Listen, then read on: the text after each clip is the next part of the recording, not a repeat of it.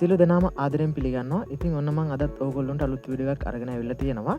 ඉතින් මම ඕගොල්ලන්ට අද කතා කරන්න ගෙනාවේ ඕගොල්ලන්ට මෙන්න මේ පේනවා වගේ විවිධ දෝෂ සහිත ටීවී ඕගොල්ලන්ට හම්බ වෙලා ඇති.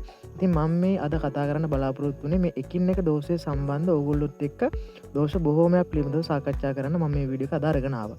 ඉතින් මම මෙතනදී ඕගොල්ලන්ට මුලින්ම කතා කරන්න මේ දෝෂ ඇති වුණ ස්ථානය කොහෙද කියන කාරණාව පිළිබඳව. ඉතින් අපි මුලින්ම හඳුනගෙන ඉන්න ඕනේ මෙම දෝෂ ඇති වෙන්න සෙක්ෂන් එක අපි නිවැරදිව අවබෝධ කරගන්න ඕනේ රිපෙයාර් එක කිරීමට කලින්.